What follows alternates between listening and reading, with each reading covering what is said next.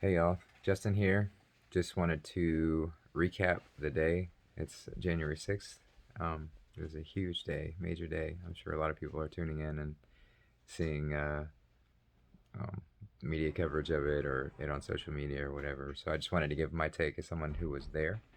Um, so the day started out early this morning as we were gathered around the ellipse, which was where President Trump was going to be speaking, and the crowd was. I have no idea how many people there were there, but it was as far as you could see from the monument all the way through the ellipse, and around further. Again, I don't know how many people there were, but it was pretty difficult to get around. But the vibe was really good. People were super friendly, talking, just having a good time, and um, yeah, it was really great being a part of that. And Trump's speech was really great too. You know, he outlined a lot of um, very provable aspects of election fraud that happened, and the the number of times that he mentioned different things. I mean, it just kept playing in my head that I had seen these examples play out in different reports, but this was a good summary where they were all in one place. Um, I mean, I'd love to see a whole presentation where it's all just outlined, uh, but you can find examples of all the things that he mentioned.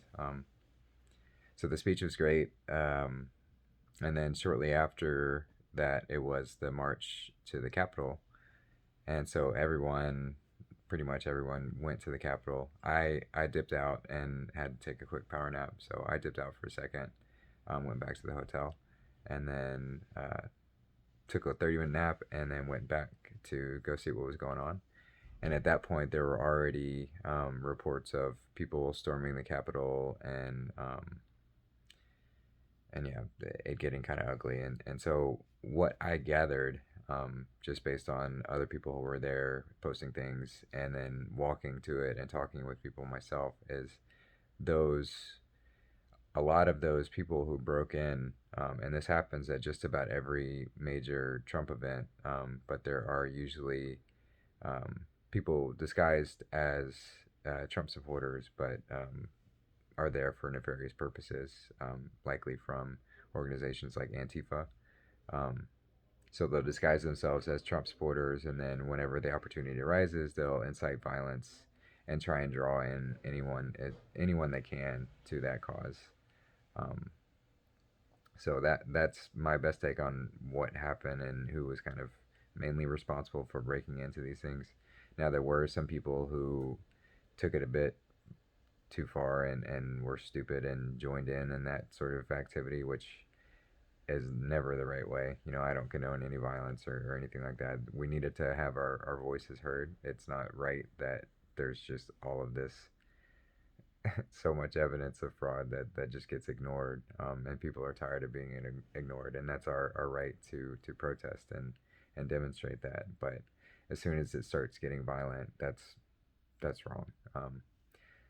So that was stopped by the police that quickly moved in, and fortunately, Trump sent out a video that um, you know basically just said it was only a minute long, and basically just said you know he understands why everyone's hurting today and why everyone's upset, but we have to remain peaceful.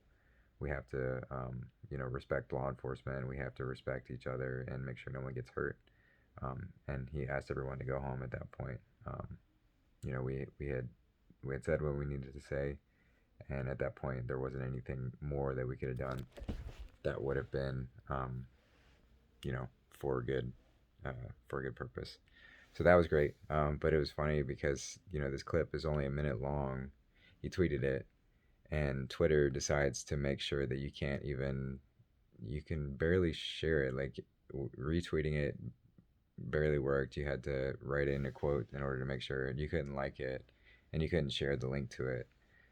So that's why I did a screen record and share that to my page.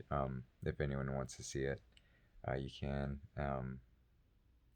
And then it's just crazy because all the news stations are taking. I mean, the full video is only a minute long, but these news stations are taking edited clips of it and trying to spin it in a way to say that Trump is inciting violence and he was the one who was getting the mob to go over there and break in places, and oftentimes really disregarding the whole point of the message, which was to promote peace and make sure that people weren't attacking law enforcement, things of that nature, which is what he should have done.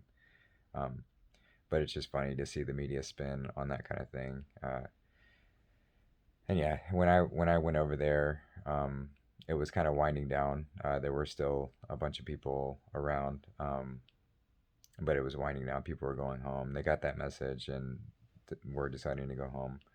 Um, so really, the only remainders were people who are just either agitators or just angry and kind of blindly stupid in that regard, to what they're still trying to do. But to anyone out there that's listening to this, that's that we can't do that. Like, we're not about violence. We're not about destroying things or hurting people or any of that. Like, we have to be above that, because that's what's been used uh, against this message, and we can't advocate for that kind of thing. But yeah, big day. I'm pretty worn out. A lot of people all around, a lot of things happening. Then it's kind of disappointing from a legal perspective as far as what went down. I mean, we didn't really have anything happen so far. I think they might still work on certifying the votes tonight. I really don't expect any major wins for Trump in that regard, just because I know how deep that corruption goes. And like I've said before, um, really the military is the only option as far as what has to be done, because this corruption. I mean, this is an attack on our country. And as much as the media is going to try and spin it, to say that that that option is a dictatorial move, a tyrant move, we don't really have any other choice, because if we just let it fall into the hands of people who are willing to allow a fraudulent election to be put forward, then we're lost. We're lost as a country. So yeah, that's my take on today.